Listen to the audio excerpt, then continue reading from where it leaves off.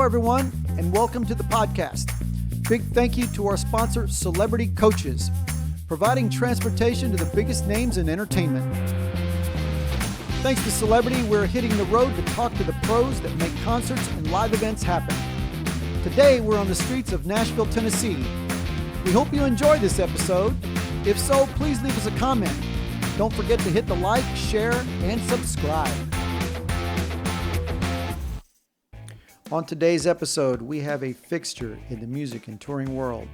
He is in his 27th year with SHURE Incorporated, and for the last 19 years as the Regional Manager, Artist Relations at Shure Nashville.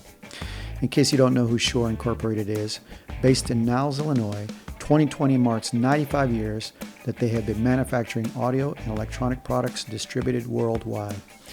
Microphones, headphones, in-ear monitors, and all of the above in wireless equipment and more. There is no doubt that you have seen and heard their products over the years at practically any live concert, award show, and on countless recordings. So only fitting that they have a representative in Nashville worthy to be the face of the company.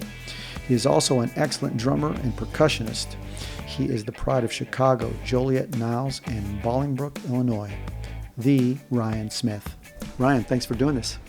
My pleasure, Don. Awesome. We've certainly known each other quite a long time, haven't we? Absolutely. Since the late 90s. So. Absolutely.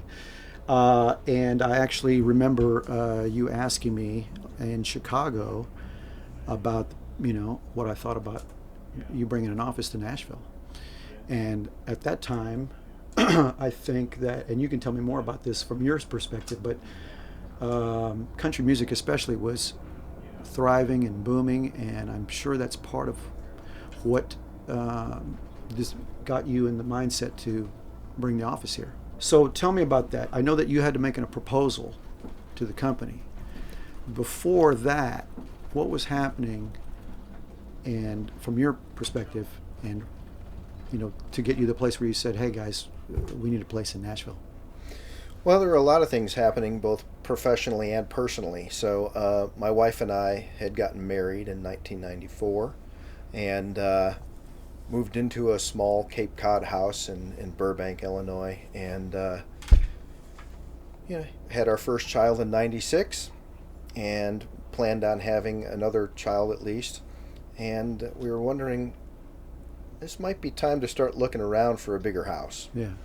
And things were pretty expensive up in Chicagoland area, and still are, of course. Yeah. But we started to consider other options. My wife was a big country music fan. I was slowly becoming a bigger fan, and working with SHURE and starting to work in artist relations, that department had developed a lot of relationships with the country music scene because it was exploding at the time.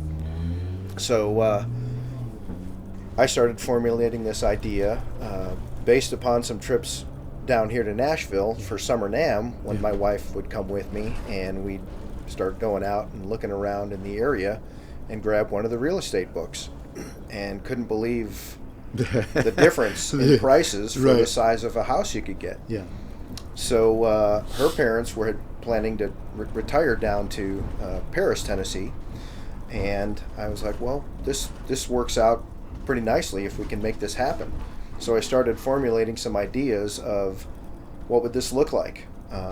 We had a great relationship with Bob Norton Thompson, who ran Soundcheck in Nashville, and I ran the idea past him, and he thought it was an amazing idea. So we started talking about it more. I started to develop the plan. At the time, I carpooled with another associate at SHURE, and he thought it was an amazing idea. He was in upper management, and he started to help me formulate the plan a little bit more and tighten it up so that upper management would be more approachable on the idea. Yeah. And it was a long 3 years of waiting for a decision to come down, but it finally did. And all the while, my wife and I were preparing our house to sell, and we just believed in the idea strongly enough.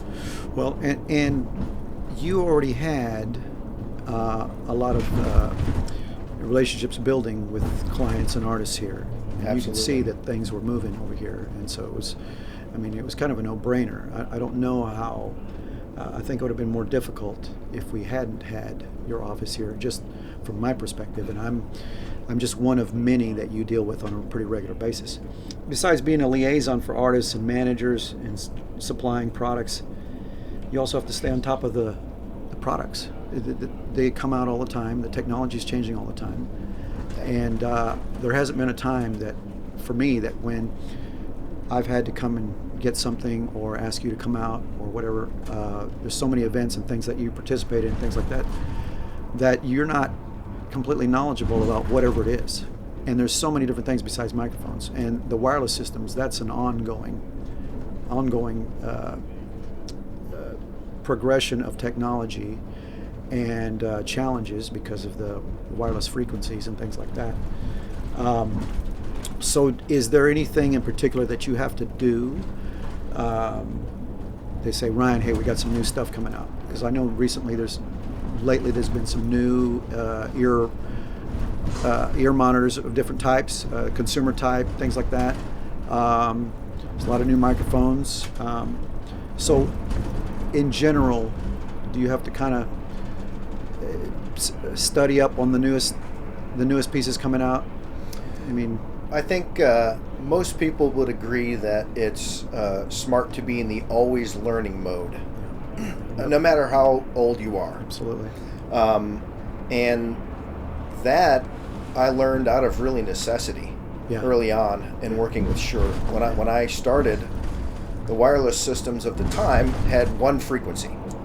You couldn't change frequencies. Yeah, exactly. So, for instance, Guns N' Roses were out touring the world with several channels of different frequency wireless systems. And not to mention that, Axl would, at the end of every show, chuck his wireless microphone out into the crowd and walk off stage, and it was gone, never to be seen again for the most part.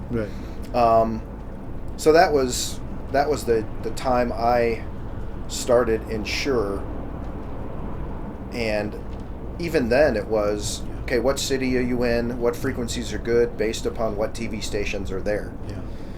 Then we started to incorporate systems that had multiple choices. I think the first one had maybe 7-8 frequencies to choose from. I know, and that was mind-blowing. I remember that. It's like, oh my God. Options. And then the first ear system we came out with, the PSM 600, had 2 frequencies to choose from on each system. And there were 10 or 5 different frequencies at the time. So it was amazing to see this progression over time of the options, and then how to best coordinate those frequencies. We came out with Wireless Workbench to help people get a handle visually on what's going on in every city they go to, and even be able to pre-plan before they get to that city what's coming up next. How do I need to adjust my systems so that I can have clean frequencies in every city? Yeah, exactly. And for me, I was the artist relations guy. I was a drummer, so right off the bat, the brain is a little bit off. But it was rewarding for me to continue to be open to learning how this gear works, because I was going out there visiting those artists, and I was getting those questions. Hey, how do you do this? You can't just go out there and go, here you go, guys. Here's a help shirt. yourself. Here's a shirt and a few microphones. See you later. I'm going to go out front and watch the show. No, it was very rewarding for me to want to dig in and learn and be able to answer those questions, to be a better associate for the company on site. I felt it was a necessity for me. Nobody was telling me, hey, you have to know all this stuff. I just felt it was very important for me to be out there, to be knowledgeable, and to be more than just a delivery guy. Yes. It's always been encouraging that to know when you show up that you know how to deal with it, because it's hard to keep up with the technology for anybody that's out there and active, even with with the gear. You show up with a new product, it's a different way of doing things. And I want to get into more of that in a little bit about the wireless itself. But I also wanted to ask you that when you work for Shure, do they ask you or tell you that you got to go study the history of Shure? Because I've learned a lot just the last couple of days, knowing that I was going to have you in here, reading up on the history. I knew bits and pieces, but I had no idea the legacy and the order of things and the movement and the progression. One of the things I didn't know, some of the products I didn't know about was like phonograph needles, and some of the things they do for the medical profession, the stethoscope pickups and things like that. Yep. There's a lot of stuff like that. I had no idea. Well, my first introduction to the Shure name and brand was through phonograph needles. Oh, wow. In my office, I still have the Techniques turntable. Nice. That I grew up using as a teenager, which had a Shure record needle on it. Nice. So that was my first introduction to that, to the brand. And then through being a drummer and having 57s put on your toms, that's when I learned about the Shure name. Yeah. So, the history is just so amazing. There's so much worldwide that has happened through Sidney Shure, the founder of the company. And I came about at a time when people started to want to share that history with everybody internally in the company so that they could study up on it. Yeah. So thankfully, there were a team of people who put together 2 books of the history of Shure. Nice. And they're amazing books filled with lots of great photos. I'm in a shot with Mary Chapin Carpenter and the president of the company at the time when we went out and presented her with a Gold's 55 microphone. Nice. As a thank you for her long-standing relationship with the company at the time. And so there's quite a bit of that history. Up at our headquarters in Niles, we also constructed a kind of a history inside the building. It's almost like a small Shure museum. Okay, very cool. So, and there's also our archives where there's tons of Shure products that were used on TV shows, stuff like that, recordings, and even a boxed up Vocal Master PA system, brand new in box. Wow. So it's been extremely rewarding to learn about that history and continue to learn about it. I still don't know everything to this day. Can people go visit the museum? I mean, do you have to make an appointment? So Shure is a privately held company. Yeah. So you do kind of have to know somebody to get in for that tour. I got you. So yeah. You down? Yeah, I can get you in. Okay, I was going to say, do I know anybody? You do, absolutely. Well, I definitely want to check that out sometime. That is awesome. I'd love to see that. But they ought to, I mean, they somehow, at some point, have to figure out, 95 years now, they need to figure out a way to make that a museum. Or what about them putting something in the, maybe in Joe Chambers' place, the Musicians Hall of Fame. They should put maybe a little booth or something in there. That would be great. I think there is a Shure microphone in there. Oh, I'm sure there is. I can't remember the model number, but it's it pops out at you, and the Circle S logo is on it too. So let's talk about the ugly truth in the pandemic. Part of the history I was reading is that Shure, back in the Great Depression, had to reduce their staff quite a bit. And so here we are with another major crisis in the country. How has Shure in general dealt with this? I mean, go from, the beginning of the year, what you were looking at, what y'all were getting into, what you were looking forward to, and then the initial reactions, and then and how you all have adapted. Your position as well as everybody else in the company. Well, even before the beginning of the year, I started to hear rumblings about what was going on in China through some upper management folks, and it was definitely concerning. March came around, and personally, my family and I had just moved into a newly built home on March 11th. Man, that's right before. Right before the shutdown. We had a team of people help us unload our our various storage units and get our furniture in, and then it was pretty much right after that it was like, okay, everybody work from home if you can. Yeah. So that was the company directive. Yeah. Was if you can work from home, Yeah. Yeah. please do that. Yeah. We will set you up with what you need. So the company has been extremely supportive of that situation. Yeah. So, and we're very thankful Yeah. to be able to do our work from home. And our department has met every Monday, Wednesday, and Friday morning via Blue Jeans chat, Yeah. Yeah. Yeah. just to keep everybody informed of everything that's going on. Yeah. And we as a team also started to consider what can we do for the community Sure.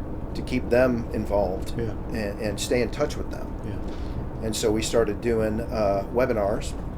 Okay. At first it was every Friday. Yeah. Back in April, I think we started those. So we had the workflow webinars, which involved engineers who knew wireless gear, monitor engineers, front of house engineers, and we've done touring profiles. We did one with Luke Bryan's crew, and we had the monitor engineer who worked with Beyonce, Ramon Morales. Okay. Yep.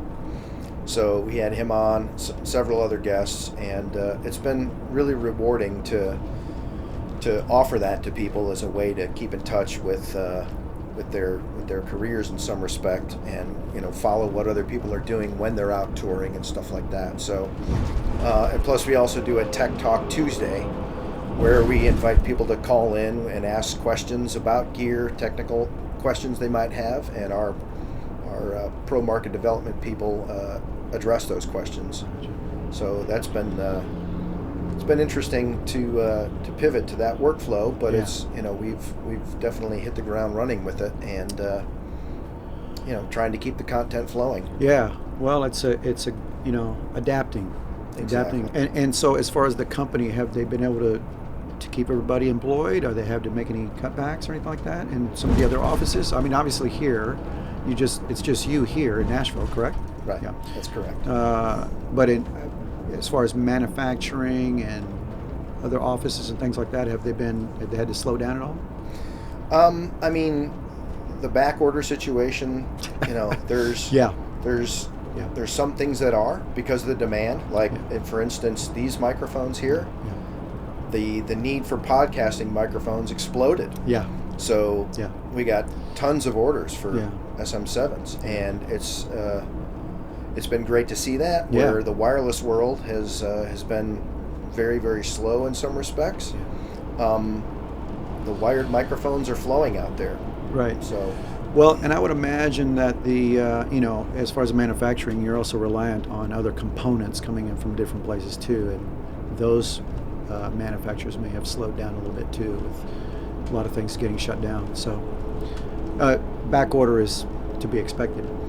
Absolutely. So, and we're doing an amazing job at taking care of people. So I'm very thankful for that. Absolutely. And so personally, somewhere along the line, you ended up getting COVID yourself. I did. Yeah. Yes. Do you have any idea how? We have a feeling it may have been through one of the many bowling tournaments that we have gone to with my younger son. Now, we have been as best as we could. Very aware and tried to be as safe as possible, wearing masks, washing hands, all that kind of stuff. So, but it just goes to show you how small and deadly this can be, that anybody could get it anywhere. So we tried to be very careful, even taking vitamins beforehand, and just to, in case we did get it, to have our body at a better place. To where the symptoms wouldn't be as bad. Whatever you're comfortable to talk about,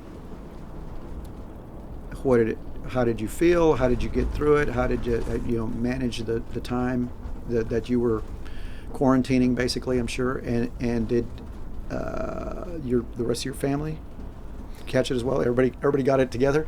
So no. Okay. So I quarantined right away. When I found out I got a positive test. Ironically, my younger son tested negative at the time. So I quarantined in our new guest bedroom in the house. So I was there for a couple weeks. Yeah. And then 3 days later, my wife got it. Yeah. So, and she's a school teacher. Yeah. Oh. So she had to quarantine. And then right at the end of our quarantine, my younger son got it. So he had to quarantine. He had already been distance learning. It was his freshman year in high school, and we decided to just keep him at home. Yeah. Just to ride this thing out Yeah. as long as we could, Yeah.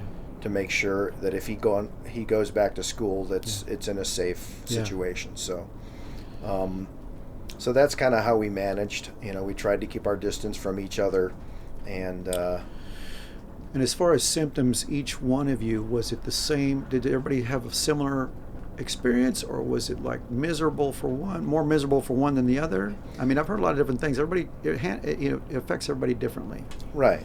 So with me, it just seemed like a mild cold. I actually thought I had gotten it back in January because I had traveled out for the Grammys. Yeah. And then traveled back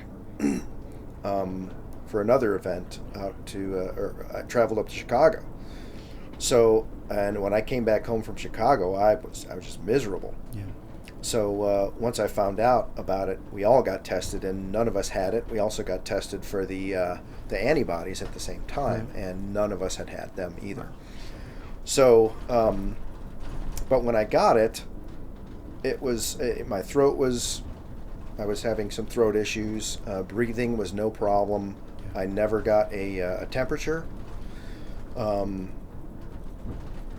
3 days later, my wife got it. She had some more difficult symptoms, or symptoms, I should say, difficult symptoms. And so she got headaches and had a temperature for like a day or two. Wow. And then it finally dropped off, and had a little bit of trouble breathing, but eventually she got better. Yeah. My youngest son, really not any issues whatsoever. So he's 15 at the time. Yeah. So it was just annoying to him, I'm sure. Right. Especially having quarantined 2 weeks already. So. Yeah, exactly.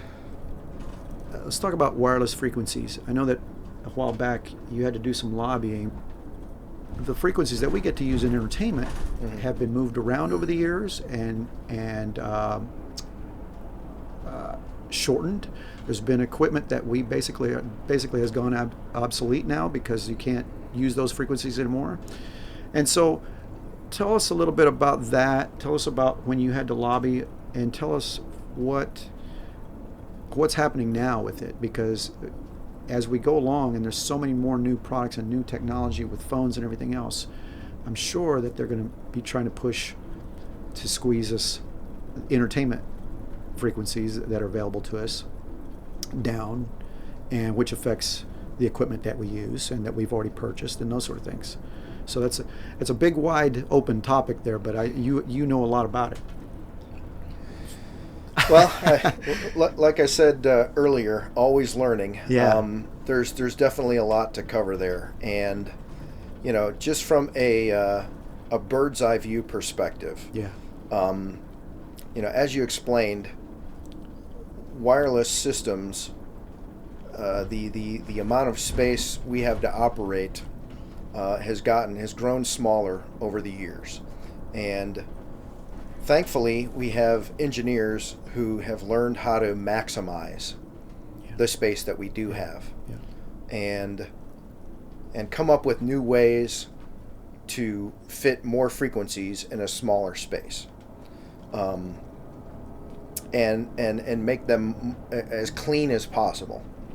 So not only are they increasing the amount of channels you can use on one stage, because you have channels for your vocalists, your lead vocalist, you have channels for guitars, you have channels for in-ear monitors, all that kind of stuff. So it's important to continue to develop where we can to allow artists to have that flexibility, because that's what helps them put on the best show they can.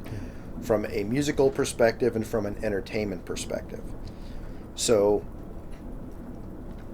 several years ago when this started, we're talking well over 10 years ago now, I had to go to Washington, D.C. and co-represent Shure, and basically talk to a lot of senators and get them to understand, especially in Nashville and in other major cities, the effect that losing wireless airwaves could have on the entertainment industry, Right.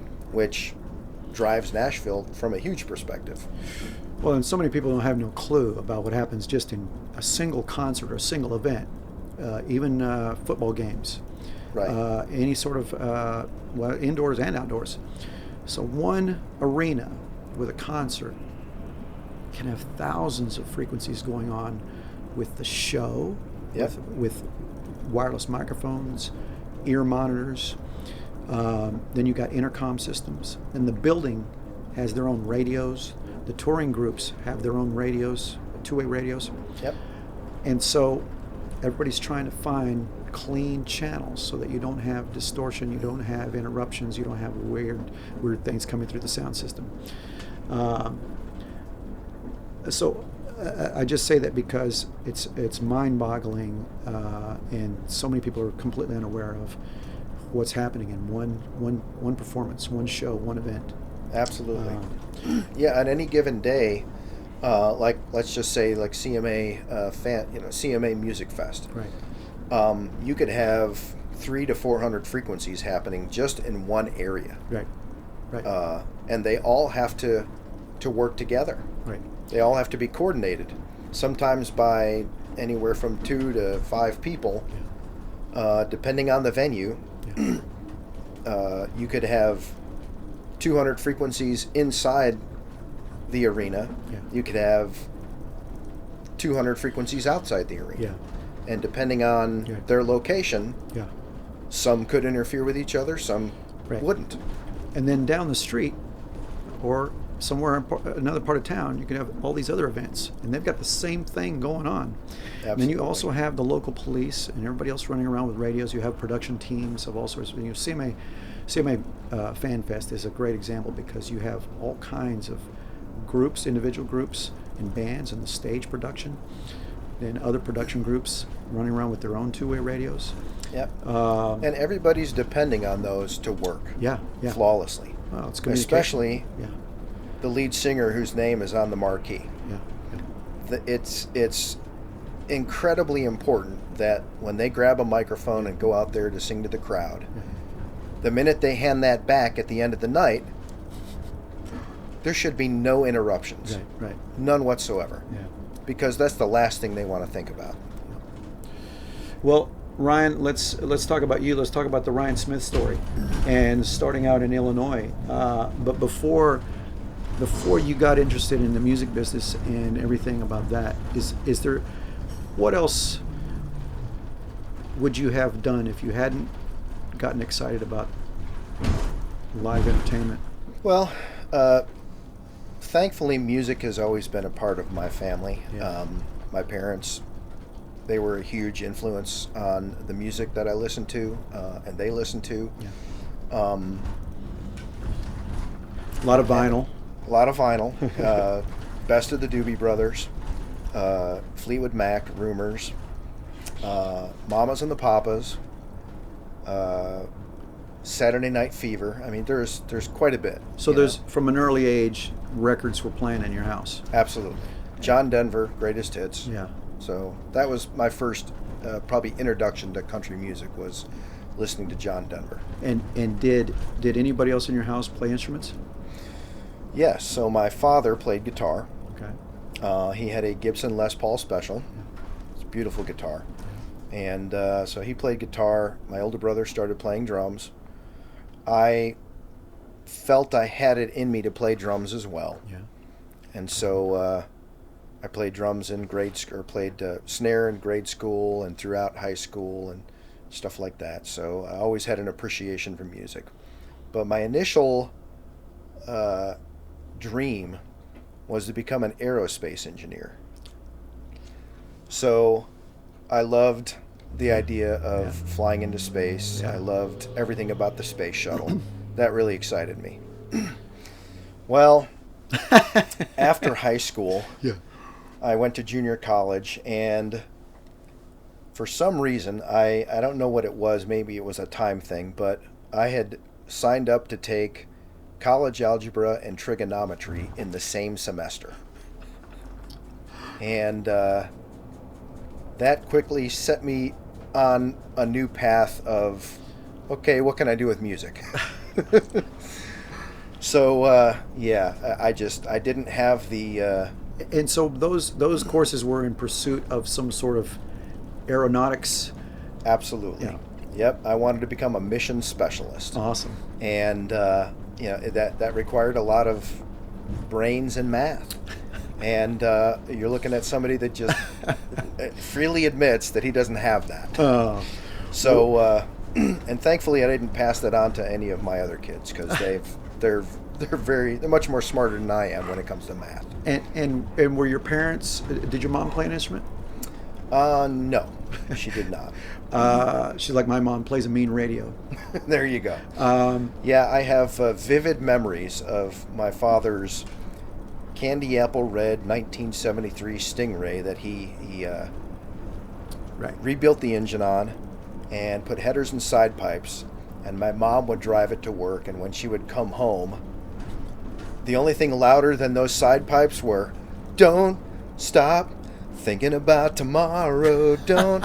I mean, she had that radio cranked in the car, pulling into the garage.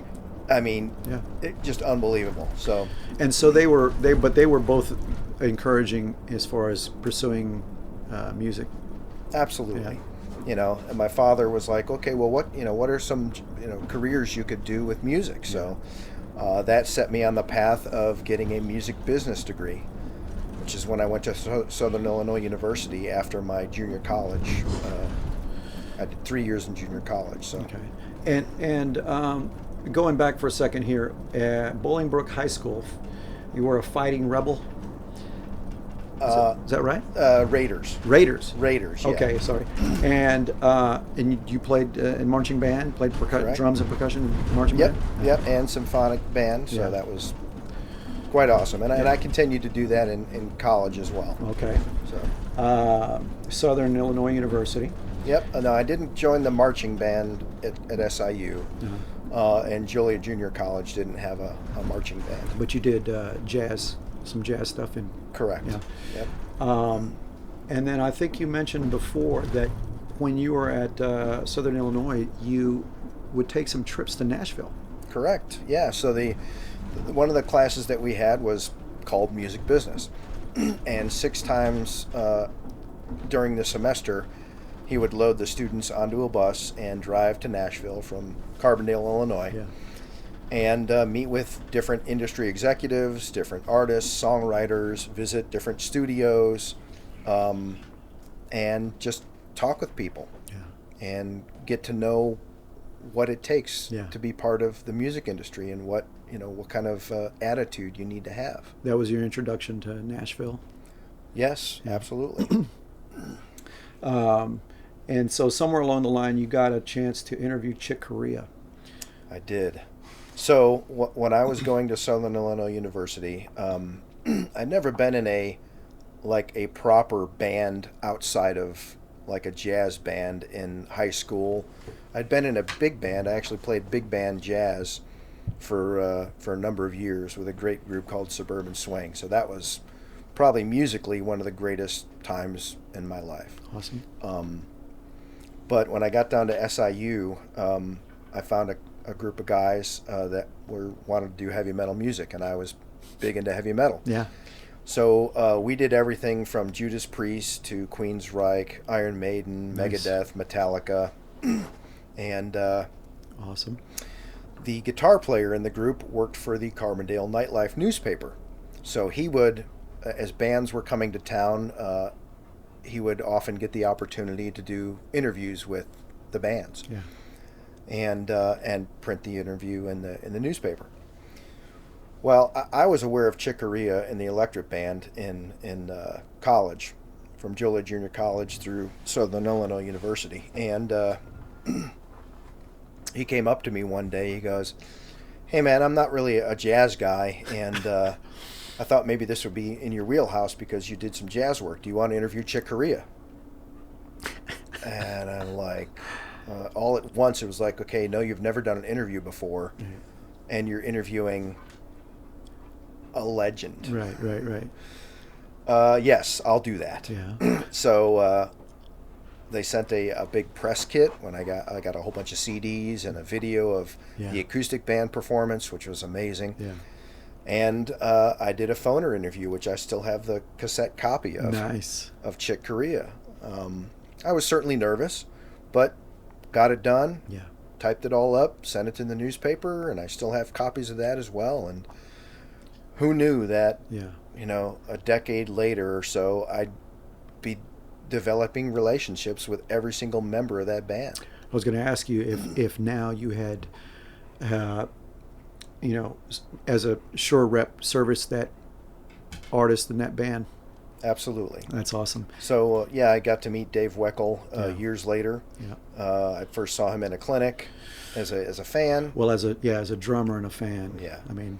So, and he's become a great friend over the many years. And, I've seen Chick Corea a couple times at award shows and stuff like that. So it's been interesting. Do you ever get to talk about you in doing that interview? I think at one point I did a long time ago. Back when I met him at the Grammys or something like that. Well, so. and they do so many interviews. I'm sure it's not easy to remember sometimes, but right. that's a great story. What was your actual first employment in the music business at all? So I graduated SIU in 1992 and came back to the Chicagoland area and just sent my resume out everywhere. Yeah. Fortunately, a friend of mine who I knew at Joliet Junior College, he graduated there and got a job in customer service at Shure. Oh. So he was there even through my couple years at SIU. So, of course, when I got back and sent my resume out everywhere, Shure was one of the places that I sent it to. Yeah. Meanwhile, I got an internship with a company called Corporate Productions. And that was through a family friend who I'll bring him up a little bit later too. Okay. Because he keeps coming back into the picture. Okay. So to speak. Okay. So he got me this internship, and basically what they did was put on events for corporations. Like McDonald's was one of their biggest clients and stuff like that. So they would be hired to plan the parties. Hire the entertainment, do the food, and they would, McDonald's would say, okay, here's $200,000 to plan a party. Okay, what kind of entertainment can we get for that? Yeah. And our company, their Corporate Productions, would come back and say, okay, well, here's what we can do. Yeah. Here's what it costs to do the venue. Part of my job was to actually draw the floor plan of the venue they wanted to hold the event in, so that the coordinator for each event could drop in the elements of the food tables and all that kind of stuff. So that was kind of my job. And so I did that for around 6 months. And I updated my resume, sent it again to Shure. And in 1993, I got a call. Nice. And so I started at Shure then in January as the first rush order expediter in the customer service department. Is it a high pressure situation? Well, throughout the day, each of the customer service reps would write orders, and if one of them was stamped a rush, meaning it had to go out that day, either UPS overnight or second day or whatever means, it was my job to tally all those orders throughout the day and send them over to the shipping department and make sure that they all went out the door that day. Yeah. So I had to, as I'm waiting for these orders to come in, I'm also educating myself on the products and stuff like that, because I knew that eventually I might want to be promoted to a customer service spot or some other spot. Yeah. So, that was my first foray at Shure. So. And so then, how did that come about that you ended up in customer service? what was the transition there? That's the department I got hired into at Shure Okay. when I finally got the call. Oh, I mean, well, it's going into. Oh, from that position to Yeah, the next one? yeah, Okay. So I think I spent 6 months in the rush order expediter position, and then I was promoted to being a customer service rep. So now I'm sitting at my desk. I'm taking calls from reps around the country. I got to handle different territories: New York, California, Florida. Different, and talk to different people. Getting to know the reps that I would then go to see at Winter NAMM every year, and developing great relationships with them, and also getting to know the products because I'm having to place orders and knowing the model numbers and stuff like that. So that was a great period of learning for me. Well, you and I were talking in the 90s when you were still there. Right. You and I were still doing orders, and you'd come out to different shows and things like that. Absolutely. And that's when things were starting to boom, and you knew you needed to get to Nashville. Some of the drum clinics that you've been part of now, did you get to participate with Dave Weckl, in some of those drum clinics? I've been to some of his clinics in the past. I used to go to the Percussive Arts Society convention for a good chunk of about 12 to 14 years. When I started in artist relations. So I got to develop amazing relationships with not only Dave Weckl, but John Robinson, Peter Erskine, Simon Phillips, all these guys that I idolized. Yeah, absolutely. And now I'm calling them on the phone and helping them out. Kenny Aronoff, and I'm just I'm so grateful to have had that time to get to know these guys, and Sheila E. and so It's got to be a blast. It definitely has been over the years. These are all influential and highly respected, especially in drums and percussion. Absolutely. And then getting to work with them and supply them with stuff is pretty cool. So we used to supply microphones for the convention and the Modern Drummer Festival when it was going on several years ago, and we go out there and see them and be on site to support them, and even if they wanted to try something new when they were on site, we were there. So it was really a fun time to be able to support those artists and what they were doing. So very cool. So we talked about that your office is at the Soundcheck facility. For those that don't know, are from Nashville or in the music business, describe the Soundcheck facility. Well, what some people may not know is that facility was started by Norton, Bob Thompson, and Glenn Fry from the Eagles. Right. So those two went into a partnership on that, and so it's just an amazing atmosphere. You've got, I think there's probably about 11 or 12 rehearsal rooms at this point. Where my office is located at 750, there's 4 main rehearsal rooms there. And one of them is very large, not large enough for full production, but large enough to get quite a bit of production in there. And Norton wanted to start this ecosystem of having manufacturers in the building to help service all the artists that were coming in. And it was a great model, and it's being duplicated all over the place. So, right now we got Fender in the building, and we've got Tour Supply, and we got Stage Call, the trucking company, and we've got Meyer Sound. Meyer still has an office in that building, and the other building has SES. Yep, Second absolutely. Building. Yep. So there's a bunch of rehearsal rooms. Yep. There's all these vendors that kind of all work together. It really is a cool community within the city. Yep. There's a bunch of storage lockers as well where artists store their gear when they're not out on the road. Road case companies. Yep. And they do backline rental. Mm-hmm. And now Mr. Jumper runs the place. And Absolutely. did a fantastic job. I got to see about getting him on here. So that facility, the storage lockers, a lot of these artists come off a tour, whether it's for a weekend or months, will store large amounts of production there that they own, whether it's set pieces, whether it's their own sound equipment, lighting equipment, instruments of all kinds. There's huge locker spaces. So it's a high concentration of dollars tied up in real estate and instruments and equipment. So in 2010, we had a huge flood here, and your office is in there. So tell me about how that came about, or where you were, and how that happened, and how you dealt with that one. So I remember that weekend extremely vividly. I knew there was a bad rain system coming in, but for some reason we needed to go buy something at Target. And my oldest son and I got in the car, drove down to Target. It was raining really heavily. We parked pretty close to the door, and we got out of the car and ran to the door.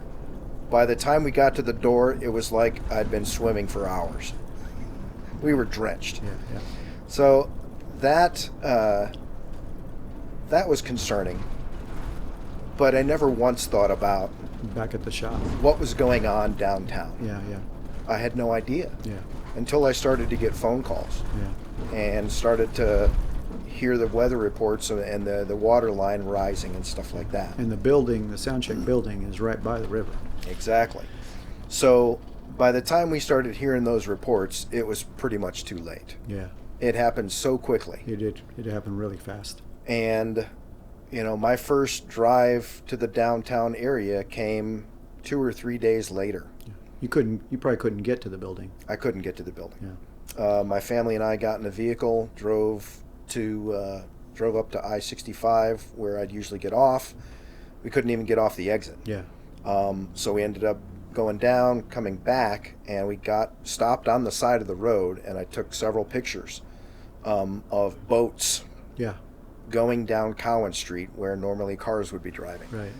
And seeing all the semis, some of them, turned on their side a little bit, Right. just from so much water.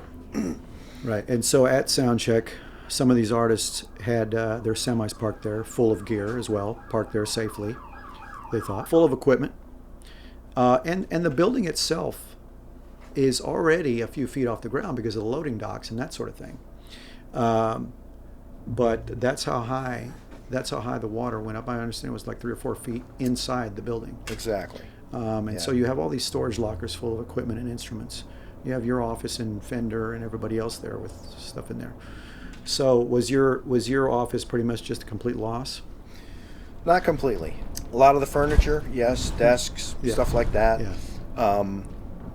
I had some storage shelves in the back storage room. Yeah. So there was a lot of stuff that was up high. Up high enough. Yeah. I didn't get in there till about 4 or 5 days after the water had receded. Yeah. Partly because I wanted to give Yeah. all the other artists that had their gear stored in there the space and time to get into their lockers and unload their gear Right. when they could actually get to a loading dock. So I got in there and had a team of people and friends who helped me clean up and move stuff to another location. Yeah.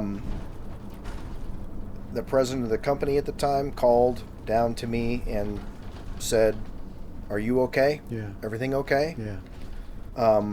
Don't worry about the gear. We can replace the gear." Yeah. So I was very, very thankful for Yeah. the support of the company in that situation. And, of course, they asked, "Do you still want to go back in there?"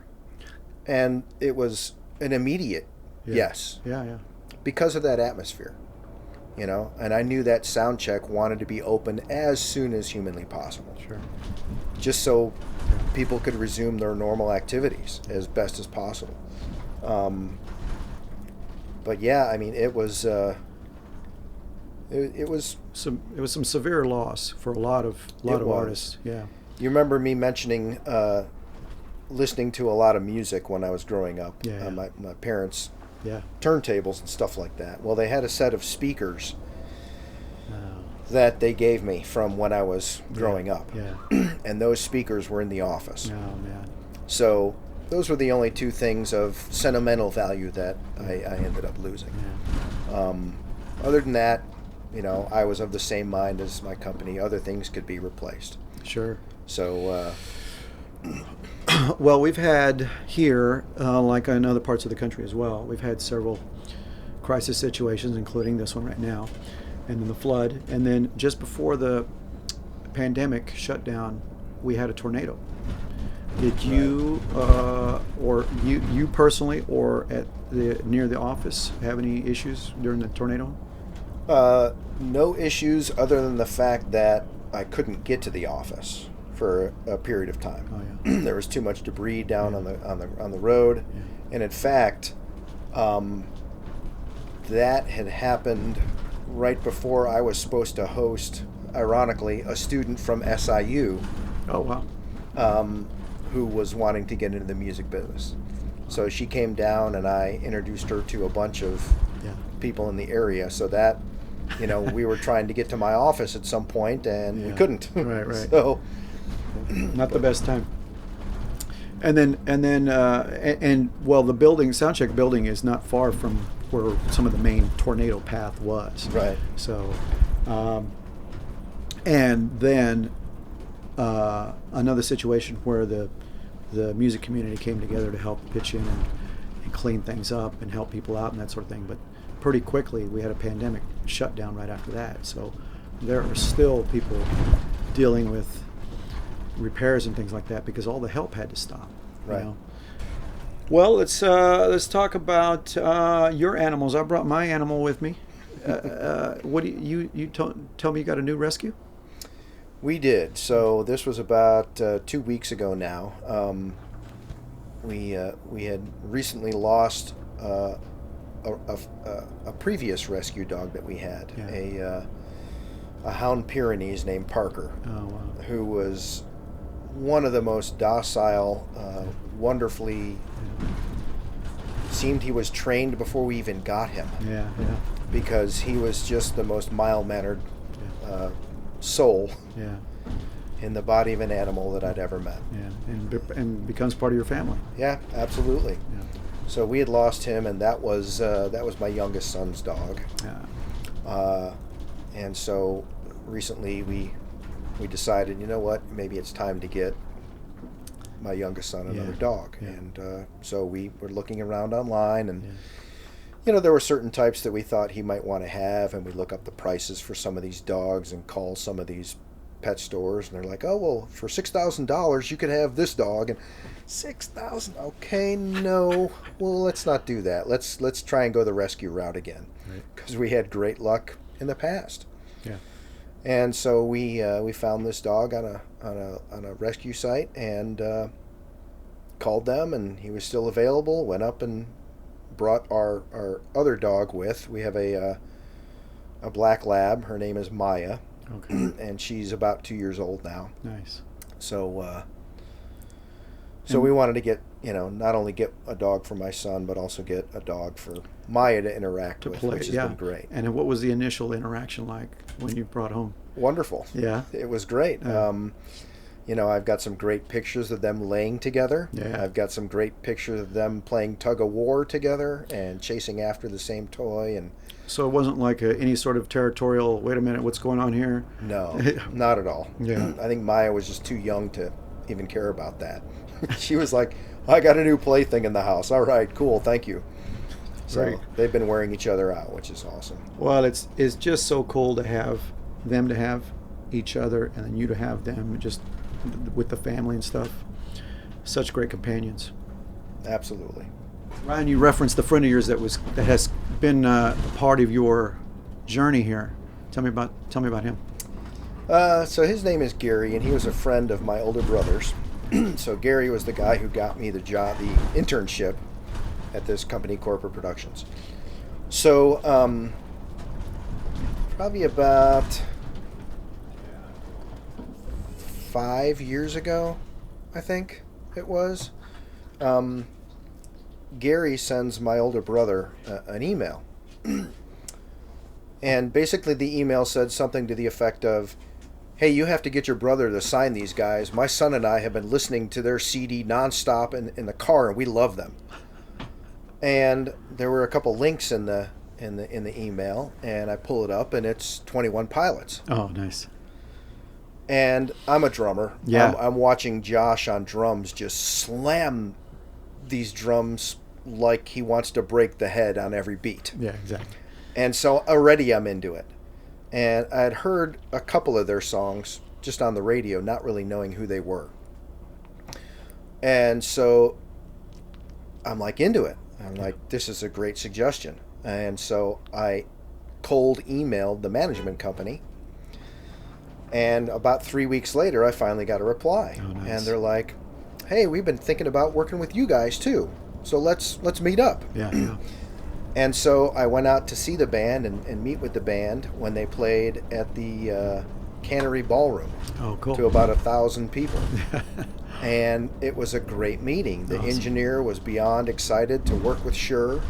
And the guys in the band already owned a bunch of Shure equipment and were very knowledgeable about it. And so it was a wonderful meeting. Yeah. And to see them explode the way they did, I was just so thankful to get that suggestion Very cool. from a family friend. Yeah. And it's been great to... Yeah, from 1,000 people, they've done pretty well since then. They certainly have. Yeah, I was standing on the stage when they did their Bonnaroo performance, and I watched as the flood of people, like a stampede, run towards their stage when they opened those gates, and it was amazing. Yeah.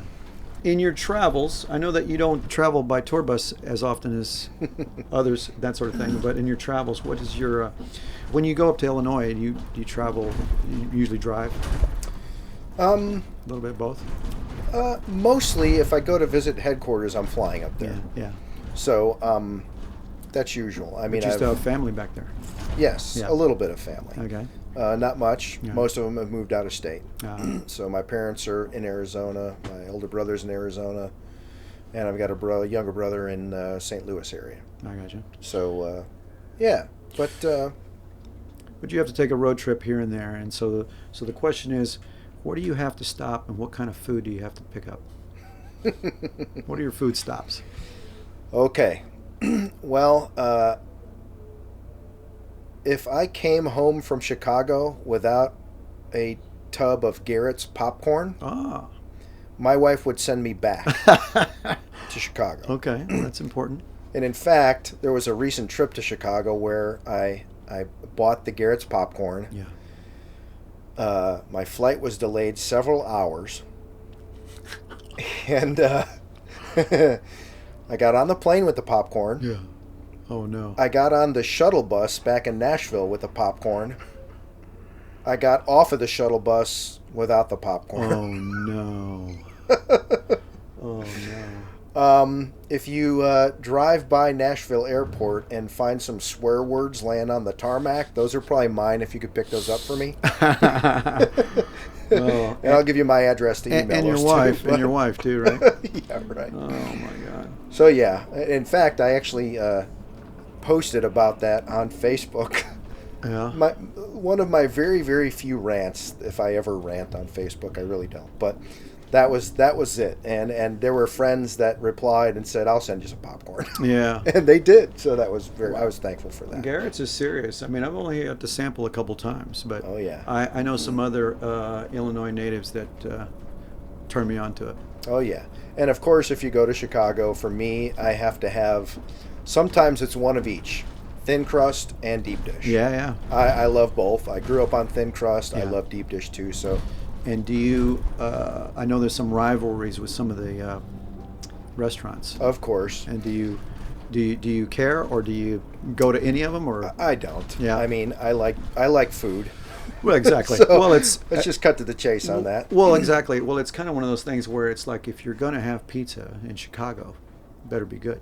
It better be good. Yeah. Yeah. And that's, I ride with the thin crusters. I'm fine with the deep dish pizza. There are people who cannot stand I'm with you. the I know. idea of deep dish pizza. Oh, no, there's very anti. We make our own at home. Oh, nice. And thankfully, there's now a Gino's East here in Nashville, too. So I've had that, and it's good. Very cool. Does everybody get involved when you're making pizza at home? My wife and I usually Yeah, do it. I got So you. I will mention Pequod's up in Chicago. Okay. Great deep dish and thin crust pizza. Love their crust. Yeah, that's another one that not many people know about, but should definitely try when you're up in Chicago. Very cool. Okay. Well, and I know there are some people that are very anti one or the other, thin crust or deep dish. And I say, while y'all are fighting, I'm going to have both. That's right. And enjoy watching you fight. Exactly. Exactly. And so were you a Cubs fan? I was a Chicago-style hot dog fan. Oh, there you go. There you go. Yeah, because I'm married to a White Sox fan. Okay. Well, then you can. And my grandmother lived very close to Wrigley Field. Okay. On my mother's side. Yeah. So it's kind of like you couldn't not be a bit of a Cubs fan. Well, exactly. I mean, it's just I'm not a baseball guy myself, but there's such a historical it's such a historical thing with both of those teams there, and hard to not be a part of it and not enjoy that. It's a great baseball city, you know what I mean? Absolutely. You talked about cooking, making pizza yourself. Is there anything else that you cook yourself? That you say, hey, everybody out of the kitchen, I'm doing this? Trying to think of, or is that not your thing? A special recipe. I mean, I love to cook. Yeah. Being a drummer who likes to do more than one thing at a time, I like the rhythm of cooking. Absolutely. And especially trying to have everything done at one time and be hot. I think that's the thing that I try to do when I cook. Is I'm like, if I'm making a breakfast, I don't want to have cold eggs sitting there with hot sausage. Exactly. I try to, as best as I can, to get everything to arrive at the same point. Right. Coordinating that. So that's my cooking thing. I'm trying to think of something that I made recently that it was like, okay, we're making this again. I think it was like a 4-cheese macaroni and cheese that was done in an Instapot. Very cool. That was, wow. Nice. Really, really good. Very cool. We also do a Windy City chili recipe. Oh, that's fantastic I'd be interested in the crock in that. pot. Yeah. And a beef stew that's pretty good. Very cool. So yeah. All good stuff. So is there anybody or anything that we didn't cover that you want to talk about? Oh, we're going to talk about anything new coming out. What's new on the horizon with Shure? Well, very recently we introduced a new version of this microphone here. Okay. And this one's called the MV7 podcast microphone. Very cool. So this is a brand new product that is part of our Motive line. Okay. So you can plug this into your laptop, and there's some software that you can open up to make adjustments on the microphone, depending on your use of it. Right. If you're doing podcasting, if you're doing singing and playing. Yeah. Depending on how far you are away from the microphone, you can adjust that all in the Motive software. Very cool. And it runs either on USB or it runs on XLR. So depending on your situation at home, if you have a preamp that you want to plug it into, you can do that. If you don't, you can go right into your laptop, and it's got plenty of gain right off the bat. And it sounds amazing. Well, that's a big selling point right there, because everything moving to USB. And so, what about the element itself? Is it very similar to this one, the SM7? It's different. Okay. So it's different. Cool. But it with the software, it really sounds amazing. Very cool. It's tailored for you can adjust the frequencies on it as far as tailoring it for the type of voice you might have, or if you want to get more low end or more crispness. Yeah. You can make that adjustment in the software as well. Very cool. It's a great product. Awesome. I also the model escapes me, but you've got some of the new ear monitors that are interchangeable, so you can take some of your earbuds, any of the Shure earbuds, and put them on the new devices. The Aonic earphone series, which is our Bluetooth line of headphones and earpieces. So those are sort of more designed to work with your phone, sort of like workout headphones and things like that. Exactly. Yeah. Yep. Very cool. Those are nice. Well, listen, Ryan, the job that you have, among so many other things, is having people skills. And for as long as I've known you, that's one of those things that you don't think about, because I think it comes effortless to you, just in handling people, being cordial, being professional. It's something that I think that everybody that works with you, including myself, has a great deal of respect for the job you do, and Shure has the right person for that. And I really appreciate you doing this. I think a lot of people are interested to know how you got to this place, and having maintained it all these years is a big deal. Not everybody can do that. So I applaud you for that. I thank you for doing this. And I want to say to the people listening and watching that if you're in Nashville and you find yourself at the Soundcheck facility anytime, stop by the Shure office to say hello to Ryan. Ryan Smith. Thank you very much, Thanks. Don. Thank you. Yeah, come on by. Awesome.